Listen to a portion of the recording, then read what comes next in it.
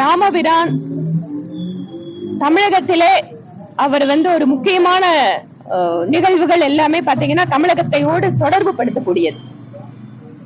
அவருடைய குலதெய்வம் ஸ்ரீரங்கநாதர். இன்று காலையில பிரதமர் ஸ்ரீரங்கநாதரை தரிசிக்கிறார். அதற்கு பின்பாக ராமேஸ்வரம் செல்கிறார்.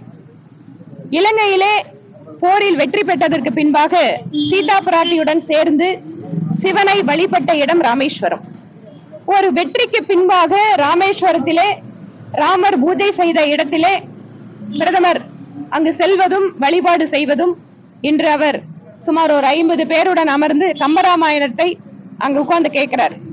அந்த கம்பராமாயணம் அங்கு வாசிக்கப்படுகிறது. இன்னும் பல்வேறு மொழிகளில் கூட ராமாயணம் வாசிக்கப்படுவது உட்கார்ந்து கேட்கிறார். ஆக இது பாரம்பரியமாக வரலாற்று ரீதியாக கலாச்சார ரீதியாக இருக்கின்ற பிணைப்பு. அயோத்தி ஸ்ரீராமருக்கும் தமிழகத்திற்கும் இருக்கின்ற பிணைப்பு என்பது மிக மிக நெருக்கமானது.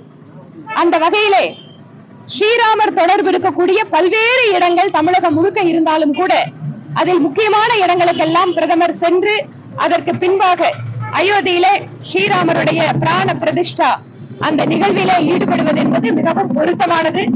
அது தமிழகத்திற்கும் கிடைத்திருக்கக்கூடிய பெருமையாக நாங்கள் பார்க்கிறோம். கடந்த 10 நாட்களாக விரதம் இருந்து நாட்டினுடைய பிரதமர் அவருடைய எந்த பணிகளிலேயும் தொய்வில்லாமல், நேற்று மட்டும் பாத்தீங்கன்னு சொன்னா மகாராஷ்டிராவில் 2, அதுக்கப்புறம் பெங்களூரு, அதுக்கப்புறம் சென்னை என்று தொடர்ச்சியாக அவருடைய பிரதமர் பணிகளில் எந்த இடத்திலேயும் குறைவில்லாமல் செய்து கொண்டு, அதே சமயம் இந்த நாட்டினுடைய மிகப்பெரிய நிகழ்வுக்கு ராமர் பிரான் தொடர்புடைய இடங்களுக்கும் வருவது என்பது தமிழகத்திற்கு கிடைத்திருக்கூடிய ஒரு மிகப்பெரிய வாய்ப்பாக பெருமையாக பார்க்கிறோம். மழை வெள்ள பாதிப்புகளுக்கு வராத பிரதமர் கடந்த 3 நாட்கள் அவருக்கு தமிழ்நாட்டில் நிகழ்ச்சி இருக்கு. திமுகவுடன் ரகசிய கூட்டணி பேச்சுவார்த்தை நடக்குது அப்படிங்கிற மாதிரி எதிர்கட்சிகள் குற்றச்சாட்டு வச்சிருக்காங்க. எந்த எதிர்கட்சி குற்றச்சாட்டு? அதிமுக முன்னாள் ஜெயக்குமார் அமைச்சர்.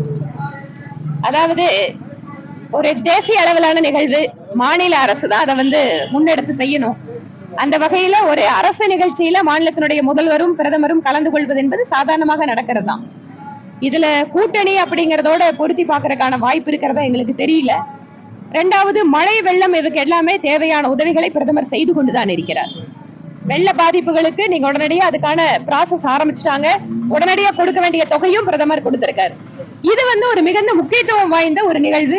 அதற்காக ஸ்ரீராமர் தொடர்பு இருக்கக்கூடிய இடங்களுக்கு தானே வந்திருக்காரு. தமிழ்நாட்டுக்கு அது பெருமை தானே. அதனால் கொடுக்க வேண்டிய அக்கறையை தமிழகத்திற்கு கொடுக்கிறார், கொடுக்க வேண்டிய நிதியை கொடுக்கிறார். அதே சமயம் ராமபிரானுக்கு அயோத்தியிலே கோயில் கட்டுகின்ற பொழுது தமிழகத்திலிருந்து பல்வேறு விஷயங்கள் அங்க நெருக்கமாக இருப்பதற்கான அந்த அந்த பெருமிதமான அடையாளங்களோடு அவர் செல்வது என்பது தமிழகத்துக்கு கூடுதல் சிறப்பு. தேர்தலை மையப்படுத்தி தான் ராமர் கோவில்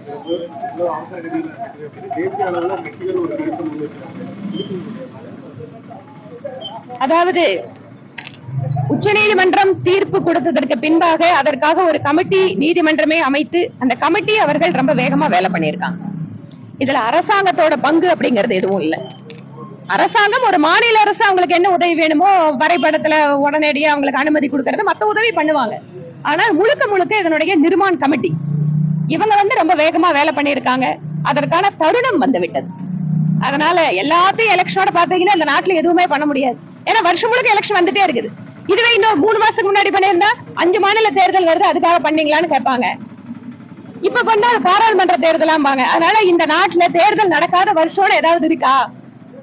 உத்தரப்பிரதேசம், மத்திய பிரதேசம் மாநிலங்கள்ல ராமர் கோவிலுக்கு விடுமுறை அறிவிக்கப்பட்டிருக்கு. தமிழகத்துல இந்த மாதிரி அறிவிப்புகள் எதிர்பார்க்கலாமா? உங்களுடைய கோரிக்கை. தமிழகத்துல அந்த மாதிரி அறிவிப்பு வந்தால் அதை நாங்கள் வரவேற்போம், சந்தோஷமா கொண்டாடுவோம். ஏனென்றால் ராமபிரான் தொடர்பு இருக்கக்கூடிய பல்வேறு இடங்கள், முக்கியத்துவம் வாய்ந்த இடங்கள் இருப்பது தமிழகத்திலே. அப்படி இருக்கின்ற பொழுது தமிழகத்திற்கும் அந்த விடுமுறை அறிவித்தால் இங்க இருக்கக்கூடிய ராம பக்தர்கள் மட்டுமல்ல, நாட்டினுடைய மிகப்பெரிய ஒரு கலாச்சார பண்பாட்டு சின்னம் நாட்டிலே எழுகின்ற பொழுது அது தமிழகத்திற்கும் சேர்ந்து எங்களுடைய பங்களிப்பை செய்தோம் என்கின்ற வகையில் இருக்கும். அதனால் மாநிலத்தினுடைய முதல்வர் அவர் கோயிலுக்கு போகாம இருக்கலாம். ஆனா அவர் சொன்ன மாதிரி கோயிலுக்கு போறவங்களை நான் யாரும் தடுக்கிறது இல்ல, கோயிலுக்கு சாமி கும்பிட போறவங்களுக்கு நாங்க எந்த இடையூறும் பண்றது இல்லைங்கிறாங்க. அதனால பெரும்பான்மையான மக்கள் வணங்குகின்ற ஸ்ரீராமனுடைய முக்கியமான நாளில் விடுமுறை அறிவிக்க வேண்டும் என்பது எங்களுக்கு கோரிக்கை. பாரதிய ஜனதா கட்சியின் சார்பில் ஜனவரி 15ஆம் தேதி தேசிய தலைவர் திரு ஜே.பி. நட்டா அவர்கள் சுவரிலே தாமரை சின்னம் வரையக்கூடிய ஒரு மிகப்பெரிய பிரச்சாரத்தை முன்னெடுத்திருக்கிறார். இந்த தாமரை சின்னத்தை வரைகின்ற இந்த இலக்கு என்பது ஒவ்வொரு பூத்திலேயும் குறைந்தது 5 இடங்களில் தாமரை சின்னங்கள் வரையப்பட வேண்டும் என்பது கட்சி கொடுத்திருக்கின்ற இலக்கு. இவை இல்லாமல் ஒவ்வொரு இடங்களிலேயும் டிஜிட்டல் வாயிலாக கூட தாமரை சின்னத்தை பிரபலப்படுத்த வேண்டும் என்று கட்சி முடிவு செய்திருக்கிறது. தேசிய தலைவர் துவங்கி வைத்த இந்த பிரச்சார இயக்கத்தை நாட்டில் இருக்கக்கூடிய ஒவ்வொரு நிர்வாகிகளும் முன்னெடுத்திருக்கின்றோம். ஒரு பூத்திலே 5 தாமரை சின்னங்கள் வரைவது என்பது கட்சியினராலேயே வரையப்படும்.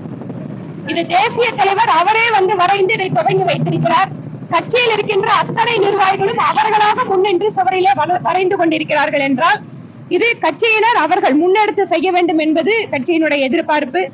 அதிகமான இடங்களில் பூத்துக்கு 5 என்பது அதிகமான இடங்களில் கூட போட்டி போட்டுக்கொண்டு கட்சியினுடைய நிர்வாகிகள் செய்து கொண்டிருக்கிறார்கள். பல்வேறு இடங்களில் கோவை தெற்கு தொகுதியிலே இந்த தாமரை சின்னம் வரைகின்ற இந்த பிரச்சாரத்தை தொகுதியினுடைய எம்எல்ஏ என்கின்ற முறையில் நான் துவங்கி வைத்திருக்கிறேன் என்று இதற்கு பின்பாக ஒவ்வொரு இடங்களிலேயும் கட்சியினுடைய நிர்வாகிகள் இந்த சின்னத்தை வரைகின்ற பணியில் ஈடுபடுவார்கள்.